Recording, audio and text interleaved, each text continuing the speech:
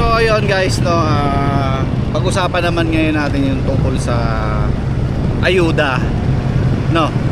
Kasi parang masyado nang gamit na gamit ngayon eh, simula nung nag-pandemic eh, yung salitang ayuda na yan. Gets nyo? Ito, kung naman yung mga sasabihin ko sa vlog na to, sarili kong opinion. So pwede naman kontrahin kasi may sarili din naman kayo opinion, wala naman tayo problema to.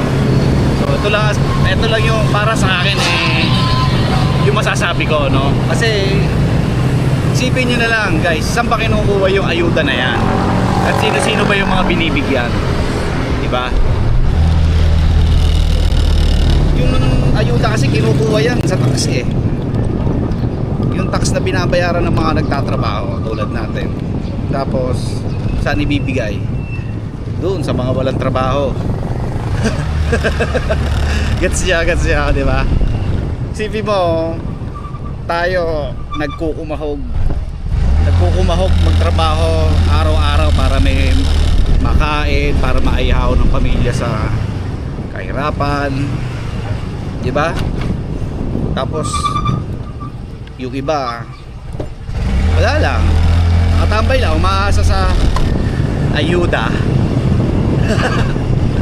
Di ba? Gets nyo yun? Bakit hindi kaya ibalik na lang sa atin yun? Bigyan din ng ayuda yung mga nagtatrabaho. Sa inyo ha, sarili ko opinion to, pwede kayong kumontra. Pag didiskarga muna ako, iwan ko muna to ibang sako para mabilis tayo. Eto, sarili ko ulit opinion to ha, pwede nyo kontrahin. Ang nangyayari kasi guys, parang tinuturuan ng gobyerno yung ibang tao na ibang Pilipino na maging tamad. Gets nyo, umasa na lang sa ayuda. Hindi ko naman kinokontra yung ayuda system na yan, pero sana ay tama.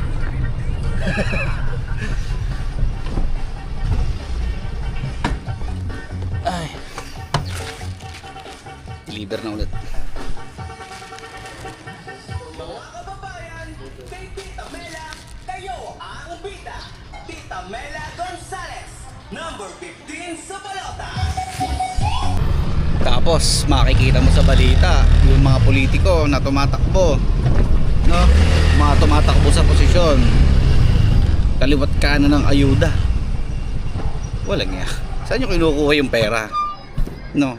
Kung sarili nyong bulsa yan, saan nyo yan babawiin? Inan nyo. SPX Delivery, J. Nicole. Hindi naman ako kontra sa sa ayuda system na yan, ayuda na yan, pero wag naman sa point na tinuturuan nyo maging tamad yung ibang tao, diba? Imbis na mag-produce kayo ng mas maraming trabaho, ang ginagawa nyo, sinasakal yung mga masisipag magtrabaho sa tax, sa bayarin, no? Hindi lang sa mga nagtatrabaho pati yung mga nagnenegosyo diba? Sipin mo lang yun. Tangina, maghapon kang nagkukumahog magtrabaho, nagpapakapagod.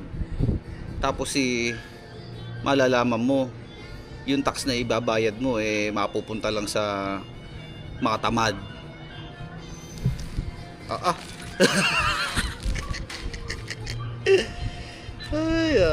Ay, papasok ko muna to sa apartment. Kay Marco. Ayoko. Patay tayo dyan. 109 Crocs.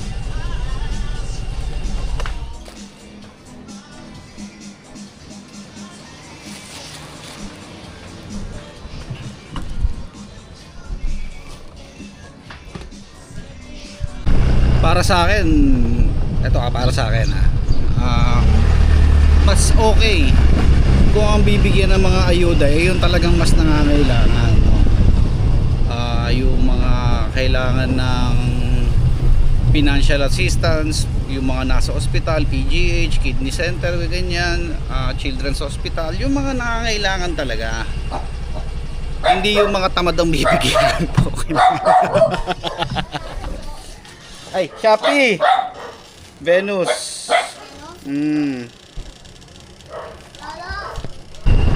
Saka nakakatawa pa niya, no? Isang beses para may nakita akong post, no? Sa Facebook. Isipin niyo yun, nakakuha ng ayuda, punong-puno ng alahas. Ano ba ang batayan natin sa ayuda? Di ba? Di ba, alam ko ang target dyan yung mga poorest of the poor. Naiintindihan ko yun. Kaso yung mga ganon, putya. Di ba? Ewan ko, baka malakas doon sa tagalista. Sabi nga daw nila, pag hindi mo ka-close ang tagalista, eh, wala ka ayuda. Ay, nako. Suskarode. Buhay. Ang hirap mo mahalin, Pilipinas. Okay, pangalawang sako na ako. SPX delivery. Ding.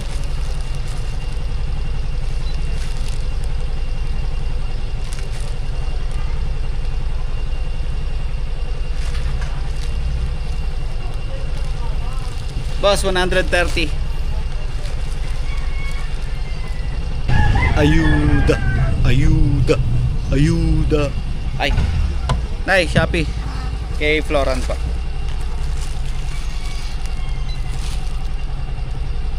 Tirang ko lang. Teka lang pa. Ito pa. Thank you.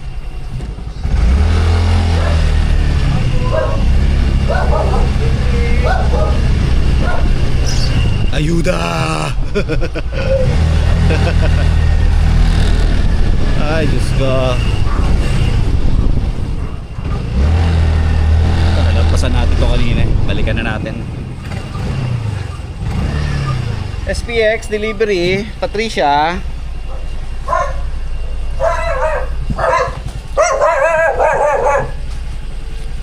Meron din po akong pick-up.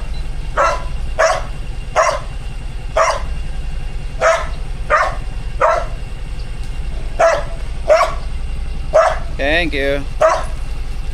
Okay. Okay na po. Maya ko na lang po itag. Thank you pa.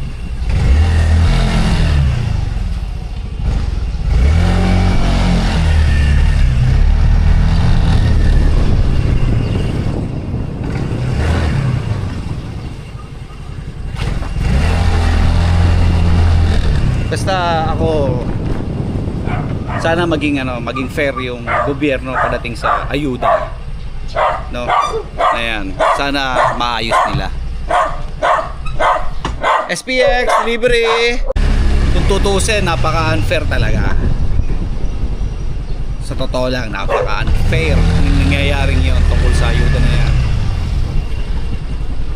Tsaka masaklap pa dito, no? Nagmumukhang zombie yung mga yung mga paayuda ng mga tumatakbong politiko ngayon. Makikita nyo guys, kaliwat kanan sila. Tapos magpo-post pa sa FB yung iba, nagagalit ba't hindi sila nakakuha. Naman, wag naman tayong umasa sa ganyan guys. SPX delivery.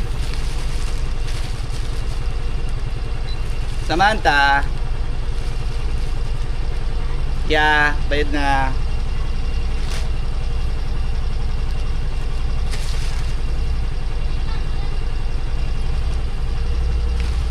Ito pa. Sige.